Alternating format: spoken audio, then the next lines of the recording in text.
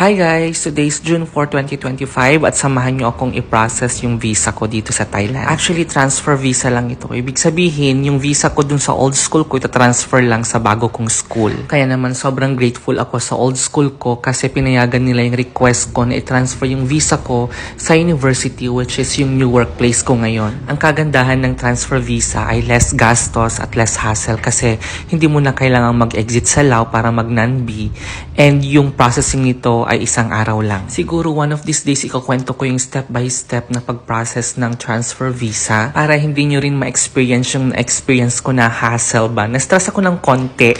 Yes, less hassle and less stress siya, sabi ko kanina, pero nagkaroon ng konting problema dun sa contract ko. Pero na-solve naman nung bago kong liaison officer within that day. Pero kung hindi niya na-solve, babalik ako kinabukasan at magmumulta ako ng 500 kasi overstay na ako kapag. So during this time, katatapos ko lang 8 PM na. To be exact, 8:05 nung natapos ako at pinagalitan pa ako ng immigration officer kasi gusto na daw niyang umuwi, bakit ang late ko daw nag-process. Pero sa totoo lang, dapat 3 PM tapos na ako kung hindi nagka-problema dun sa contract. So ayun na nga, successful naman yung pag-process ng work permit at ng visa ko. Finally, legal na naman ako dito sa Thailand. And share ko lang ha, hindi ako nagmamotor talaga dito sa Thailand, pero kapag kinakailangan talaga magmumotor na. Buti na lang at yung nabook kong driver ay napakabongga, ang smooth niyang mag-drive. Kaya naman binigyan ko siya ng tip kasi may pa-helmet siya.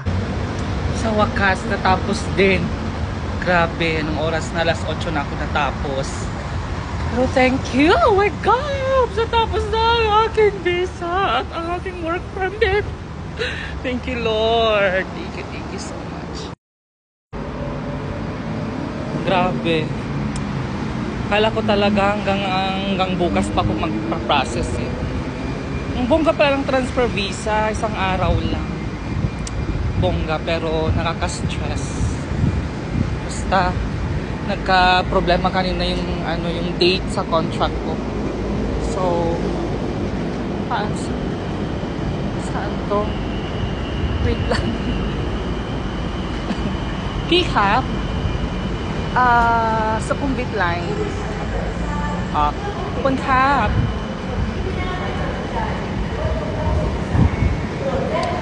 Ayan, ngayon naligaw na ako. Kasi nga ang dami-dami yung mga ano dito sa Wat Prasit. Dami-dami yung mga line.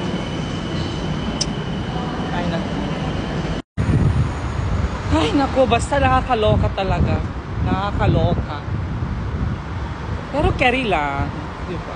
Nakakaloka na grateful pa rin kasi natapos na. Oh my gosh! I'm already done. Legal na naman ulit ako dito sa Thailand. Naging illegal ako ng ilang oras. Tapos after how many hours, legal ulit. So yun lang. Thank you, Lord!